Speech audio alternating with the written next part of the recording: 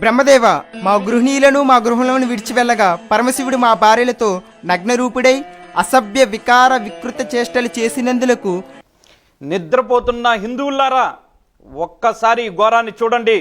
చిచ్చి ఏమి అసభ్యం, చిచ్చి ఏమి కామ వికార వికృతి చేస్తాను.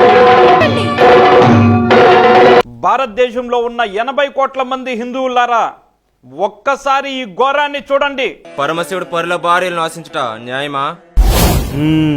మేము ఆగ్రహముతో ఆ పరమశివుని అంగము తెగిపండుగాక అని శపించితిమి. శివభక్తుల్లారా, లింగాయుతుల్లారా, శైవ క్షేత్ర పీఠాధిపతుల్లారా ఒక్కసారి ఈ ఘోరాన్ని చూడండి. ఏ అంగంతో అయితే కామ వికార వికృత చేస్తులు చేస్తున్నావో ఆ అంగం తెగిపడునుగాక.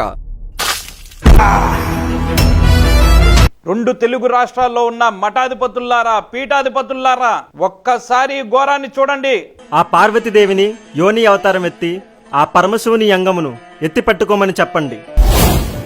అప్పుడు ఆ అంగం శాంతిస్తుంది. శివస్వామి, విశాఖ స్వరూపానంద స్వామి, కంచి పీఠాధిపతి, అహోబిల్ల పీఠాధిపతి, హంపి పీఠాధిపతి, ఇంతమంది పీఠాధిపతులు ఉండి ఏమి లాభం?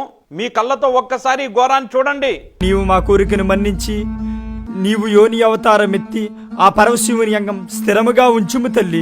ఆంధ్రప్రదేశ్ రాష్ట్రంలో ఉన్నటువంటి క్రైస్తవ పాస్టర్లు అంతా కలిసి ఒక కూటమి అయి హిందూ ధర్మంపై దాడి చేస్తున్నారు. ఈ ప్రభుత్వంలో దాడికి ఏ విధంగా దిగుతున్నారో ఒక్కసారి ఈ ఘోరాన్ని చూడండి. భక్తులారా, మీ యజ్ఞ యాగాదులకు మెచ్చి మీ కోరికను మన్నించి నేను యోని అవతారం ఎత్తి శివుని అంగమును ఎత్తి పట్టుకునేదని. ఈ క్రైస్తవ మాఫియా తీసిన సినిమా పేరు ఒక్కసారి చూడండి. వీళ్ళకి విదేశీ క్రైస్తవ మిషనరీల నుంచి దొంగచాటుగా భారీ ఎత్తున నిధులు ఇక్కడికి తెచ్చి ఆ డబ్బులతో ఇక్కడ ఉన్నటువంటి క్రైస్తవ మిషనరీలు హిందూ ధర్మంపై దాడి చేస్తున్నారు, కుట్రలు చేస్తున్నారు. ఈ ప్రభుత్వ హయాంలోనే ఇలాంటివి దాడులు ఎక్కువయ్యాయనేసి కూడా మనం చెప్పవచ్చు.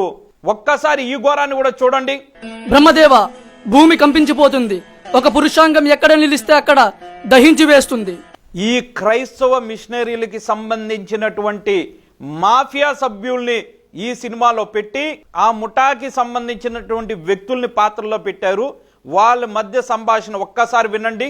ఈ మధ్య కొంతమంది బాబాలు నోట్లోంచి లింగాలు తీస్తున్నారు, అది అదేనా?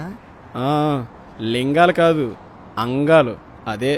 కొన్ని విదేశీ మిషనరీల నుంచి దొడ్డిదారున భారతదేశానికి ధనాన్ని తెప్పించి ఇక్కడ ఉన్నటువంటి క్రైస్తవ మిషనరీలు హిందూ ధర్మంపై దాడి చేస్తామని విదేశీ మిషనరీలకు చెప్పడం, వాళ్ళు దొడ్డిదారిన దొంగదారిన డబ్బులు వాళ్ళ దగ్గర నుంచి తెప్పించుకుని ఇక్కడ ఉన్నటువంటి క్రైస్తవ పాస్టర్లు, క్రైస్తవ మిషనరీలు అంతా కలిసి కుట్రపూర్వకంగా హిందూ ధర్మంపై, హిందూ దేశమైనటువంటి ఈ భారతదేశం, హిందూ మతం పుట్టినటువంటి ఈ భారత గడ్డపైన ఇలాంటి దాడులు చేస్తున్నారు.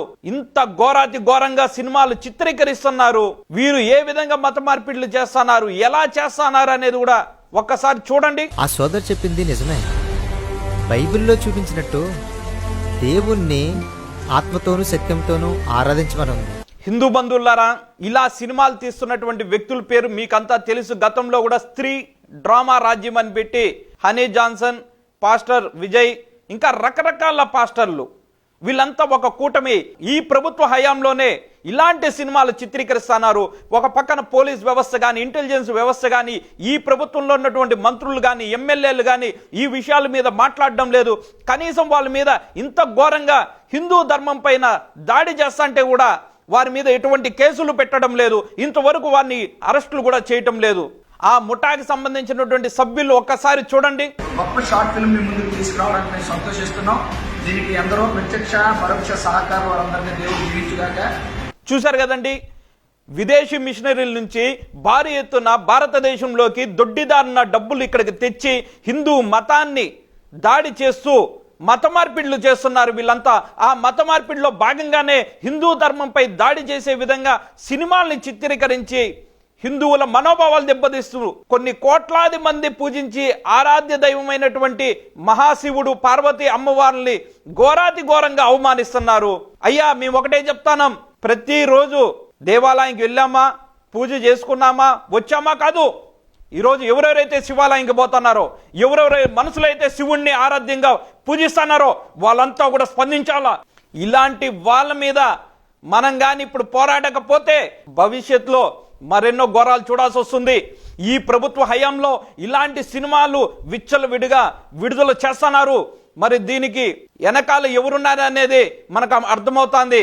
ఇప్పటికైనా ఈ ప్రభుత్వానికి చిత్తశుద్ధి హిందువుల మీద ఉంటే, ఈ ప్రభుత్వంలో హిందువుల ఎమ్మెల్యేలు, హిందువుల మంత్రులు, దేవాదాయ శాఖ మంత్రి వెల్లంపల్లి శ్రీనివాస్ గారు మీరు హిందూ ధర్మాన్ని కాపాడుతామంటున్నారు కదా, మీరు చిత్తశుద్ధి ఉంటే మీ నియోజకవర్గ పోలీస్ స్టేషన్లోకి వెళ్ళి ఈ సినిమా మీద కంప్లైంట్ చేయండి. ఈరోజు మేము ఇంకోటి కూడా చెప్తున్నాం, ఈ రాష్ట్ర ప్రభుత్వం హిందువుల మనోభావాలను కాపాడే ప్రభుత్వం అయితే తక్షణమే సుమోటోగా కేసు పెట్టండి. ఈ క్రైస్తవ మాఫియా ఆగడాలు చేస్తున్నటువంటి ఘోరాల పైన తక్షణమే ఎఫ్ఐఆర్ నమోదు చేయాలి. కేంద్రంలో బీజేపీ ఉండి ఏం లాభం అర్థం కావటం లేదు. కేంద్రంలో బీజేపీ వచ్చిన తర్వాత ఇలాంటి ఘోరాలు చూస్తున్నాం. కేంద్ర ప్రభుత్వం ఎలాంటి చట్టాలు చేయదు. హిందువుల మీద ఈ విధంగా దాడులు చేస్తా అంటే ఏం ఉపయోగం? కేంద్రంలో బీజేపీ ఉండి హిందువులారా ఎవరో వస్తారు ఏదో చేస్తారనేసి మనం మౌనంగా ఉంటే మరెన్నో ఘోరాలు చూడాల్సి వస్తుంది.